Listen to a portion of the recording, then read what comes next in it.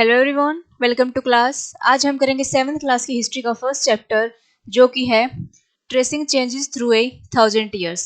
यानी कि इस चैप्टर में हम देखेंगे कि हमारे पिछले हजारों सालों में क्या क्या चेंजेस हुए हैं। चलिए देखते हैं। आपके चैप्टर की शुरुआत में दो मैप दिए गए हैं। जो फर्स्ट मैप है वो बनाया था अरब जियोग्राफर अल इदरिसी ने। कब बनाया था? 1154 में। ठीक है। जो अरब जियोग्राफर था अल इदरिसी, उसने एक मैप बनाया था 1154 में। तो उसने क्या किया, उसमें उसने क्या मिस्टेक की थी? आज के टाइम पर हमारा जहाँ पे नॉर्थ इंडिया है ना, वहां पर क्या था? South India. यानी कि अल इदरिसी ने जो मैप बनाया था ना, वो बिल्कुल उल्टा था आज के टाइम से। ठीक है। और जो श्रीलंका था, जो श्रीलंका कंटिनेंट है, वो हमारे बिल्कुल टॉप पर था। यानी कि आज के टाइम पर जहाँ पर नॉर्थ इंडिया है ना, उसके टॉप पर क्या था? श्रीलंका। देखो ये दिया गया है। देखो यहाँ पे दिखाया गया है कि बिल्कुल टॉप पर है श्रीलंका। ये मैप किसने बनाया था? अल इदरिसी ने, जो कि क्या था? एक अरब जियोग्राफर था। कब बनाया? 1154 में, यानी कि 1154 में। ठीक है। और ये जो पूरा मैप था ना, ये अरेबिक लैंग्वेज में था। ठीक है। इसकी जो लैंग्वेज थी ना, वो अरेबिक थी। इसमें जो प्लेसेस के नाम लिखे गए थे, वो अरेबिक लैंग्वेज में लिखे गए थे। ठीक है। चलिए अब देखते हैं कि 18th सेंचुरी में एक और मैप बनाया गया। वो किसने बनाया? वो बनाया था एक फ्रेंच कार्टोग्राफर थे। अब देखो, फ्रेंच कार्टोग्राफर थे तो उस मैप की जो लैंग्वेज होगी वो फ्रेंच होगी। ठीक है। और जो अल इदरिसी ने मैप बनाया था ना, उसकी क्या थी? अरेबिक। चलिए देखते हैं कि अब कार्टोग्राफर क्या होता है। कार्टोग्राफर वो होता है कि जो मैप को डिजाइन करता है। A person who makes map, यानी कि जो मैप को बनाता है ना, उसको क्या बोलते हैं? कार्टोग्राफर। तो एक फ्रेंच कार्टोग्राफर ने 1720 में बनाया था एक मैप। किसने बनाया? एक फ्रेंच कार्टोग्राफर थे, 1720 में बनाया था उसने मैप। इसमें क्या था? ये बिल्कुल वैसा ही था जैसे कि आज के हमारे इंडिया का मैप है। आज जो हमारे इंडिया का मैप है ना, बिल्कुल वैसा ही बनाया है इसने। जहाँ पे साउथ इंडिया है वहां पे साउथ इंडिया था, जहाँ पे नॉर्थ इंडिया है वहां पे नॉर्थ इंडिया था, और जहाँ पे श्रीलंका है वहां पर श्रीलंका था। और इस मैप की जो लैंग्वेज थी वो क्या थी? फ्रेंच।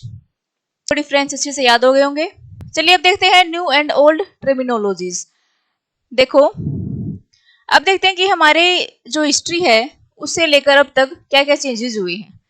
यानी कि जो वर्ड हिंदुस्तान है, उसको पहले लोग क्या समझते थे और अब आज के टाइम पर क्या समझते हैं। देखिए, 13th सेंचुरी में एक क्रोनिकलर थे मिन्हाज ई सिराज। उसने हिंदुस्तान को क्या कहा? उसने कहा कि वह हिंदुस्तान किसको मानता है? एरिया जो पंजाब और हरियाणा का जो एरिया है उसको, और जो गंगा और यमुना जो नदियां हैं हमारी, उसके बीच का जो रीजन है, उसको क्या मानते हैं? ये हिंदुस्तान। किसको मानते हैं मिन्हाजी सिराज? हिंदुस्तान। जो पंजाब और एरिया का रीजन है उसको, और जो गंगा और यमुना है ना, उसके जो बीच का एरिया है, उसको क्या मानते हैं? हिंदुस्तान। ठीक है। उस टाइम पर ये जो रीजन था ना, ये दिल्ली सल्तनत के अंडर नहीं आता था। ठीक है। और जो मिन्हाजी सिराज थे, उन्होंने साउथ इंडिया को भी इंक्लूड नहीं किया था। चलिए देखते हैं कि नेक्स्ट किसने कहा। अब देखो, जो 16th सेंचुरी थी उसमें बाबर ने कहा। बाबर ने कहा कि जो हिंदुस्तान नाम है वह क्या है? हमारी जो ज्योग्राफी है उसको डिस्क्राइब करता है। यानी कि हिंदुस्तान वर्ड हमारी ज्योग्राफी को डिस्क्राइब करता है, और ये बताता है कि उस टाइम पर कैसे कल्चर थे, कैसा रीति रिवाज था, कैसे हमारे पास फ्लोरा और फोना थे, यानी कि कैसे प्लांट्स थे। तो ये उस टाइम की हिस्ट्री को दर्शाता है।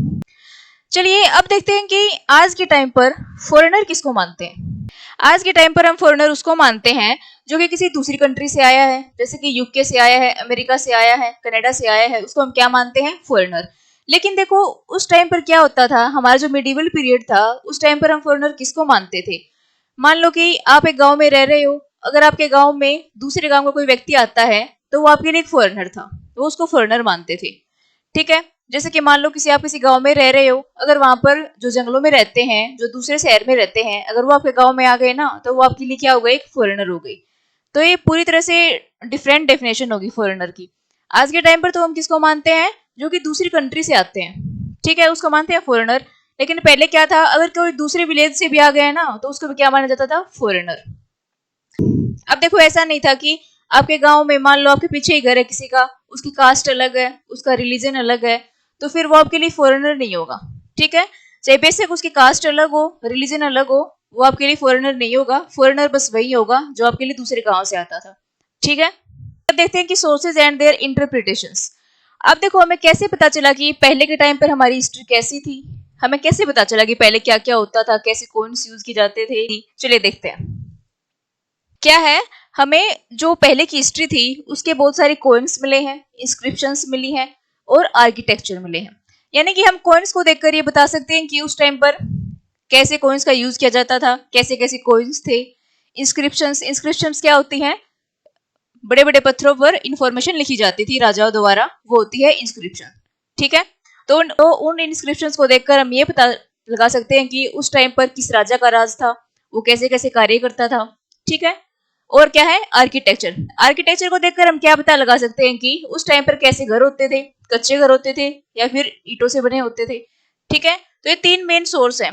कॉइन्स, कॉइन्स को देखकर हम क्या पता लगा सकते हैं कि उस टाइम पर कैसे कैसे कॉइन्स थे और उनका क्या यूज था। इंस्क्रिप्शन, इंस्क्रिप्शन को देखकर क्या पता लगाते थे कि उस टाइम पर किस राजा का राज था और कैसे कार्य करते थे। ठीक है, थर्ड है आर्किटेक्चर। आर्किटेक्चर को देखकर हम घरों का पता लगाते थे कि कैसे घर बनाते थे। ठीक है, और हमें क्या मिला है मिडिवल पीरियड में? अनेक टेक्सचुअल रिकॉर्ड मिले हैं जो कि हमारी हिस्ट्री के, जो कि हमारी हिस्ट्री का सोर्स है। हमें बहुत सारे टेक्सचुअल रिकॉर्ड मिले हैं, यानी कि लिखे हुए रिकॉर्ड मिले हैं। अब देखो पहले क्या था, जो पेपर था वो बहुत सस्ता था, तो लोग क्या करते थे? रिलीजियस टेक्स्ट लिखते थे। तो लोग क्या करते थे? लिखते थे, धार्मिक किताबें लिखते थे। जुडिशियल एंड रिकॉर्ड्स, जो कि उस टाइम पर जो न्याय जुडिशियरी होती थी, न्याय प्रणाली होती थी, उसके बारे में लिखते थे। जो महान राजा होता था उसके बारे में लिखते थे, बायोग्राफी लिखते थे किसी राजा की। ठीक है, क्यों? क्योंकि उस टाइम पर पेपर बहुत सस्ता था। अब देखो मैन्युस्क्रिप्ट्स क्या होती हैं। उस टाइम पर जो हाथों से लिखी जाती थी ना, उसको क्या बोलते थे? मैन्युस्क्रिप्ट्स। देखो आज के टाइम पर जैसे कि हम मान लो किसी चीज की फोटोकॉपी चाहिए तो हम जल्दी से जाकर फोटोकॉपी करा लेते हैं, लेकिन उस टाइम पर इतना आसान नहीं था। उस टाइम पर क्या करते थे, मान लो कि एक पेज की कॉपी चाहिए ना, तो लोग उसको हाथ से लिखते थे।